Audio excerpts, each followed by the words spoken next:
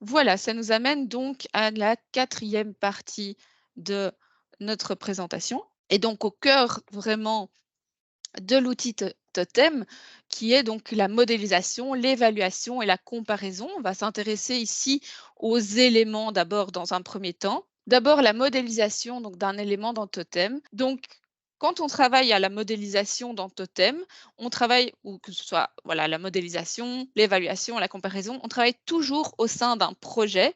Donc on va rentrer dans la bibliothèque des projets où vous avez également des éléments qui permettent de rechercher votre projet ou de les trier en fonction du rôle, par exemple, que vous avez dans ce projet ou du statut. On a tous les éléments du projet qui vont être repris ici à droite, donc voilà, tous les éléments qui ont été encodés et les bâtiments qui sont repris dans ce projet. Vous avez ici au-dessus tous les boutons qui permettent donc d'ouvrir le projet, d'ajouter un projet, de partager, de publier ou de dupliquer les projets. Donc là, pour ajouter un nouveau projet, on clique sur Ajouter un projet. On va devoir donc mettre un nom à ce projet et déterminer la localisation du projet. Alors, quand on ouvre un projet existant et que l'outil a été upgradé entre-temps, on a régulièrement donc un petit message qui nous dit que ce projet n'est pas à jour. Enfin, régulièrement, quand il y a des nouveautés dans Totem ou des corrections qui peuvent être faites également. Alors, pas de souci. Donc, on voit ça ici également. On a ce petit sigle en orange. Ce qu'on vous recommande de faire, c'est de toujours archiver la version actuelle et puis de faire la mise à jour du projet avec les données les plus récentes. Comme ça, vous pourrez voir s'il y a eu des modifications et comparer les résultats avec la nouvelle mise à jour. Vous avez également l'opportunité de partager un projet avec d'autres utilisateurs. Donc là, vous avez le bouton Partager et qui permet donc de gérer l'accès au projet. Donc là, vous pouvez ajouter des utilisateurs. Il n'y a pas de limite au nombre d'utilisateurs que vous ajoutez. Vous pouvez également avoir la liste des différents utilisateurs avec lesquels vous avez partagé votre projet et vous pouvez leur attribuer différents rôles, donc soit en lecture seule, soit ils peuvent contribuer également, soit ils détiennent en même temps que vous le projet. Quand vous recevez donc un projet partagé, vous recevez donc une notification de collaboration à un projet. Vous pouvez donc bien sûr l'accepter ou la refuser. Quand vous travaillez ensemble sur un projet, donc c'est pas possible de travailler ensemble en même temps sur le même bâtiment au sein du projet, mais vous pouvez travailler en même temps sur le projet, mais sur différents bâtiments. Par contre, du coup, quand vous travaillez, vous pouvez avoir une fonction de verrouillage ou déverrouillage, donc qui permet de verrouiller ou déverrouiller le projet partagé pour les autres utilisateurs pendant que vous travaillez. Vous avez également un petit sigle qu'on a déjà vu en orange ici en bas qui permet de vous informer si le projet est éditable ou non. Donc s'il n'est pas éditable, il va se retrouver en orange et si vous vous positionnez sur le logo, vous aurez donc la raison pour laquelle il n'est pas éditable, soit parce que le projet a été archivé, soit parce qu'il a été verrouillé par un autre utilisateur, soit parce qu'il est partagé ou parce qu'il n'est pas à jour comme on l'avait déjà vu. Le nombre d'utilisateurs qui sont connectés sur le projet est également visible ici avec le petit nombre qui est à côté de ce logo. Et puis ça apparaît uniquement donc si vous avez un avertissement lorsque le projet a été modifié par un autre utilisateur en travail simultané et vous pouvez donc cliquer sur ce logo pour pouvoir intégrer les modifications qui ont été faites par l'autre utilisateur. Donc toujours dans cette bibliothèque de projet, vous ouvrez donc un projet et donc il y a un onglet qui s'ouvre avec le nom de votre projet. Vous avez donc un aperçu. Donc, si vous cliquez à gauche sur aperçu, vous avez l'aperçu du projet qui s'affiche à droite. Vous avez une partie sur les bâtiments qui vont être classés en fonction de leur typologie et une partie sur les éléments qui vont être classés en fonction de leur catégorie. On retrouve donc les petits sigles de partage et etc. qu'on a vus ensemble juste avant ici en bas. Et on a également donc des boutons qui permettent de modifier, de publier, d'enregistrer ou de supprimer votre projet. Donc ici, on est sur les éléments. Donc si on se positionne sur les éléments, on a donc les boutons qui apparaissent et on peut ajouter, par exemple, un élément à partir de la bibliothèque. Donc on a ajouté de la bibliothèque en cliquant sur ce bouton-là. C'est une méthodologie qu'on vous recommande, donc d'ajouter des éléments qui sont directement dans la bibliothèque et puis après de l'adapter selon vos besoins spécifiques du projet. Alors pourquoi faire comme ça? Ça permet dans une première approche de plus être sûr que l'élément soit complet. Donc si on reprend notre mur extérieur à modéliser, pardon, on voit donc que c'est un mur extérieur et donc on va ajouter et donc dès qu'on ajoute un élément dans notre projet, on va nous demander quelle catégorie d'éléments on est. Donc ici, ça va être un mur extérieur. Ensuite, donc, on a ce nouvel élément qui s'ouvre et on a différents onglets. Donc, on s'intéresse d'abord à l'onglet Paramètres généraux qui va permettre donc de déterminer le nom de l'élément, donc d'avoir un nom le plus explicite possible, de voir la catégorie de cet élément. Et on voit ici donc qu'on est bien un mur extérieur avec ce petit logo qui nous indique que ce mur extérieur fait partie de l'enveloppe du bâtiment. Alors, on avait donc différents composants ici à ajouter dans notre mur. Et donc, on avait notamment des briques de parement en terre cuite maçonnées avec ces dimensions. Donc, on va aller là dans l'onglet composition de l'élément et on va ajouter le composant ici, brique. Alors, on vérifie bien que chaque fois qu'on ajoute un composant, donc on ajoute comme ceci, et quand on appuie sur ajouter un composant, donc c'est la bibliothèque des composants qui s'ouvre, on verra ça juste après. On vérifie bien l'application parce que l'application va déterminer la technique de mise en œuvre. Donc, c'est important d'avoir une application qui est similaire à votre. Donc, ici, on retrouve bien un mur, finition intérieure, c'est un revêtement. On voit bien le matériau, ça c'est le plus important, c'est ici de la terre cuite. Les dimensions, alors là, dans la bibliothèque, on l'avait fait un petit peu exprès pour vous faire réfléchir. On n'avait pas les dimensions exactes, donc on prend les dimensions qui sont les plus proches. Donc ça va arriver régulièrement que vous n'aurez pas exactement le bon composant quand vous modélisez un élément. Ce n'est pas grave, vous devez reprendre celui qui se rapproche le plus du composant que vous avez. Alors ici, la pose, et donc elles sont maçonnées, donc on retrouve bien la pose sur mortier de ciment et pas une pose collée, comme ça pourrait être aussi le cas. Alors, pour l'ajout des autres composants, on prend par exemple ici le panneau de polyuréthane où on avait spécifié donc l'épaisseur 14 cm et le lambda. Donc, on va, quand on sélectionne, donc on veut ajouter un composant, on a donc ici un accès à la bibliothèque des composants et on va pouvoir sélectionner un composant pour ce mur creux. Donc ici, on sélectionne le panneau de polyuréthane. On a différentes, donc j'ai fait un tri ici, enfin une recherche, et on peut utiliser également les différents trie les différentes qui sont disponibles ici. C'est un isolant, c'est générique, c'est non biosourcé. On sélectionne ici le panneau de polyuréthane qui nous convient. On a différentes variantes en fonction de l'épaisseur. Et puis, on peut soit sélectionner donc plusieurs. Voilà. On peut donc l'ajouter à la sélection. Comme ça nous permet d'ajouter plusieurs composants en une fois dans notre élément. Donc là, on voit qu'il y a un composant sélectionné et puis on peut donc sélectionner et ajouter ces éléments via ces deux boutons directement dans l'élément. Quand on a plusieurs composants qui ont été ajoutés dans notre élément, on les organise en fonction de leur ordre avec ces boutons en haut, en bas. Ça permet donc d'organiser les couches en fonction de la réalité. Alors, ce petit sigle, on retrouve en fait le petit logo EPD, mais aussi le petit logo remplacé.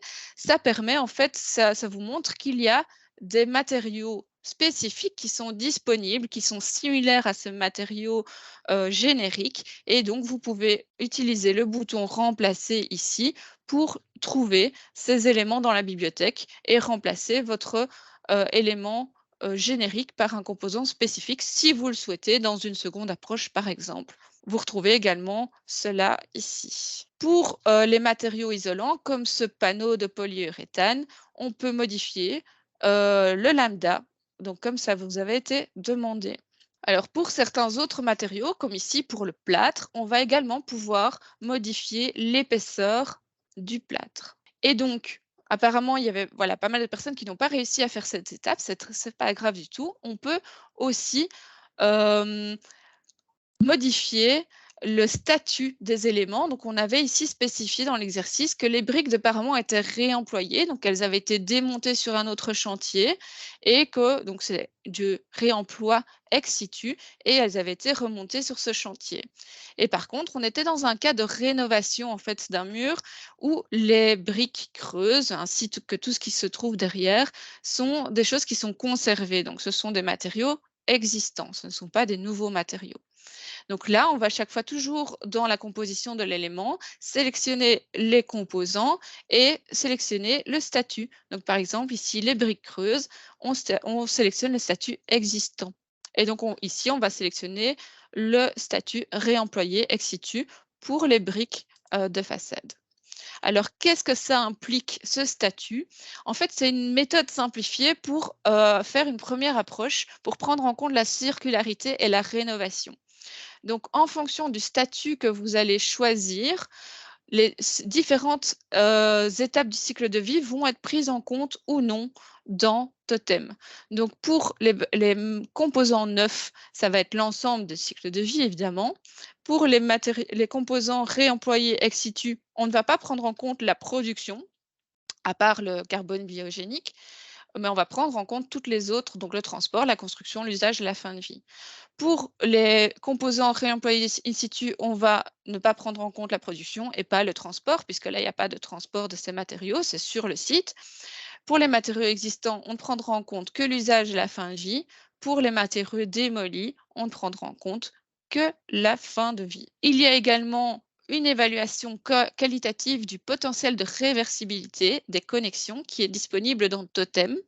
Donc on voit ici, on verra après comment ça apparaît dans la bibliothèque, il y a différents niveaux de réversibilité, toujours pour les composants, donc qui va des connexions non réversibles, ici en rouge, à que des connexions réversibles, avec aussi 2 niveaux de connexions réversibles avec des dommages, soit réparables, soit non réparables. Et puis, on va avoir donc ces couleurs qui vont être reprises dans le schéma et qui vont indiquer quels sont les composants qui sont réversibles et quels sont les composants qui sont non réversibles. Cela, évidemment, pour pousser à une conception la plus réversible possible et à favoriser donc l'économie circulaire dans la construction. On a également 4 critères supplémentaires pour chaque composant qui vont être évalués. Donc la simplicité de démontage, la vitesse de démontage, la facilité de manipulation et la robustesse. Toutes ces données proviennent du projet BAMB. Donc dans la bibliothèque, on voit ici les composants avec leur niveau de réversibilité. Et si vous cliquez sur montrer le potentiel de réversibilité de l'élément, vous aurez les différentes couches qui vont se colorer en fonction de ce potentiel de réversibilité. Vous avez également donc la possibilité d'ajouter la phase de démolition si vous souhaitez vraiment prendre en compte cette phase de démolition dans votre projet et évaluer également l'impact environnemental que ça va avoir. Donc là, vous allez avoir ces composants démolis qui vont être ajoutés à votre élément et qui vont se retrouver de manière en italique et grisé avec ce statut démoli. Donc théoriquement, c'est quelque chose qui est déjà pris en compte dans le cycle de vie précédent du bâtiment, mais on donne la possibilité aux utilisateurs de pouvoir le prendre en compte si c'est nécessaire. Donc on reprend ici l'intitulé de notre exercice avec donc tous les éléments qui étaient décrits. Et donc ici, le correctif qui est présenté avec différents points d'attention, en plus de ceux que j'ai déjà mis en avant. Donc c'est important ici voilà, d'ajouter également les éléments comme la lame d'air, qui est fortement ventilée et d'adapter l'épaisseur, d'avoir également les fixations de clés crochets avec les bonnes dimensions et les clips avec voilà, 4 clips par mètre carré. Ici, le mur extérieur, donc les briques sont bien porteuses et il ne faut pas oublier quand on fait une modélisation d'ajouter également les éléments de finition puisque ce sont des éléments qui vont être remplacés régulièrement durant la phase du cycle, durant la durée de vie du bâtiment et donc ils peuvent avoir un impact important. Donc même si c'est quelque chose en général auquel on ne pense pas, ça peut quand même avoir un impact environnemental important.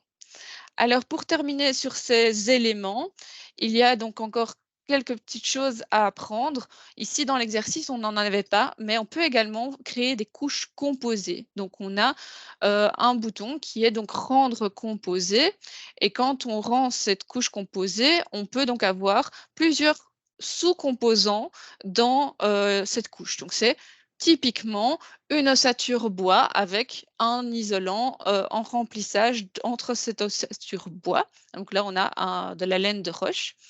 Donc on ajoute tous les sous-composants de cette couche composée et puis on va pouvoir modifier le ratio entre ces différents sous-composants au sein de cette couche composée. Donc ici, et donc on va ici pouvoir déterminer que c'est 20% d'ossature et 80% de laine de roche. Alors, quelques tout petits conseils en plus pour vous aider dans la modélisation d'éléments. Donc, on a ce petit sigle qui permet de voir que cet élément est utilisé dans un bâtiment au sein du même projet. Et attention, ça c'est important, on a donc des sigles comme ça, des points d'attention. Ça vous montre qu'il y a des erreurs ou des avertissements dans la modélisation de ces éléments. Et donc pour plus de détails, il faut cliquer sur cet élément et vérifier si voilà, sur les composants sur lesquels sont indiqués ces points d'exclamation et aller voir le message d'erreur qui apparaît afin de corriger la modélisation de ces éléments. Donc l'évaluation d'un élément dans Totem. Donc une fois que vous avez vraiment modélisé votre élément, vous allez voilà, vous demander quel est le score environnemental de cet élément, comment il va se situer par rapport à d'autres éléments de ce type et quel est le composant qui est le plus impactant dans cet élément. Donc là, vous allez vous mettre sur l'onglet Résultats. Donc on avait vu l'onglet Paramètres généraux et composition de l'élément. On est maintenant dans l'onglet Résultats. On va voir donc là le résultat en millipoints par unité fonctionnelle et on va pouvoir voir également l'impact par composant et voir ici que c'est le composant panneau en polyuréthane qui est le plus impactant dans ce mur creux. Et donc, on peut déjà, à ce stade, faire des premières pistes d'optimisation et se dire que, tiens, on pourrait peut-être trouver des variantes à ce composant, donc à l'isolation en polyuréthane, pour voir si on peut réduire l'impact environnemental. Ensuite, on peut comparer également des éléments dans Totem. Alors, qu'est-ce qu'on peut comparer? Donc, normalement, on va en effet devoir prendre en compte dans la comparaison des éléments qui ont les mêmes performances au niveau acoustique, au niveau de la portance, au niveau aussi de ce qui convient dans le projet pour que ces comparaisons aient du sens. Mais au niveau de la performance énergétique, comme on va ajouter l'énergie d'utilisation durant la phase de cycle de vie, on va pouvoir prendre en compte et comparer des éléments qui n'ont pas les mêmes performances énergétiques, ce qui va être vraiment très intéressant.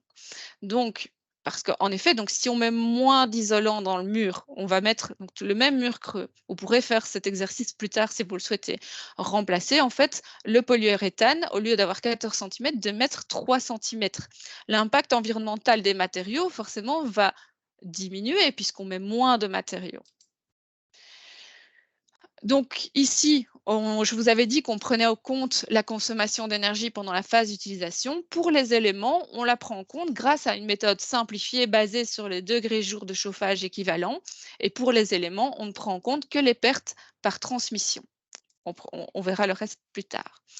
Donc, on prend ces pertes par transmission des éléments en compte grâce à une formule qui utilise différentes données qui vont être modifiables ou non par l'utilisateur.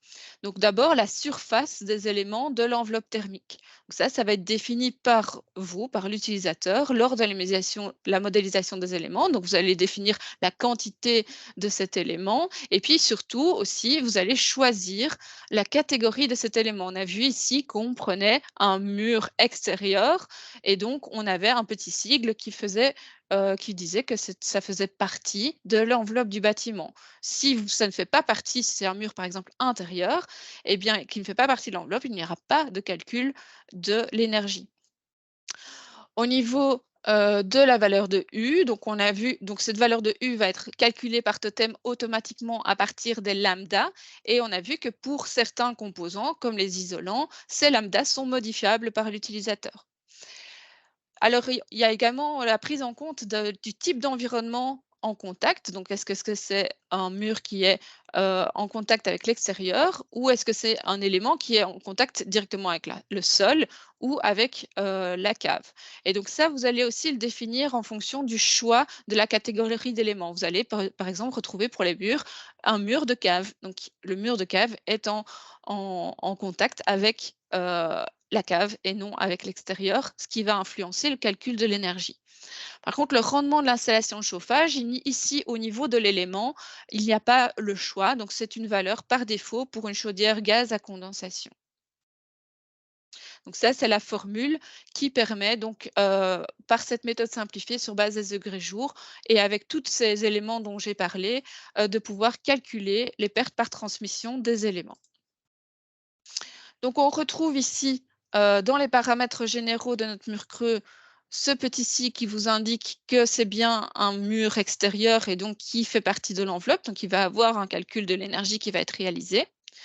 Alors un petit conseil également, la fonction dupliquer est très intéressante puisque par exemple, si vous voulez reproduire ce mur creux et avoir une variante avec moins d'isolant ou même pas d'isolant, pour pouvoir comparer, eh bien vous allez pouvoir dupliquer cet élément et modifier uniquement le paramètre que vous voulez. Ça permet de gagner beaucoup de temps.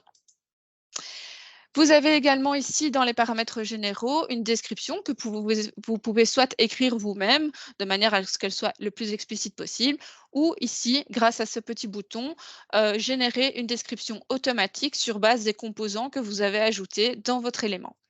Vous avez également le statut. Ici, comme on a différents statuts, donc du réemploi, de l'existant, on a un statut mixte. Et donc, on peut également modifier le statut de l'ensemble de l'élément, si nécessaire. Alors, pour comparer, on utilise bien évidemment le bouton Comparer.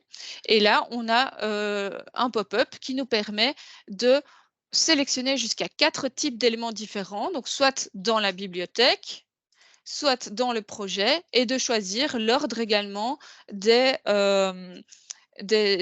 éléments qu'on va sélectionner pour cette comparaison. Et donc ici, on reprend notre mur creux ainsi que le mur creux avec moins d'isolant, comme c'était le cas dans notre question.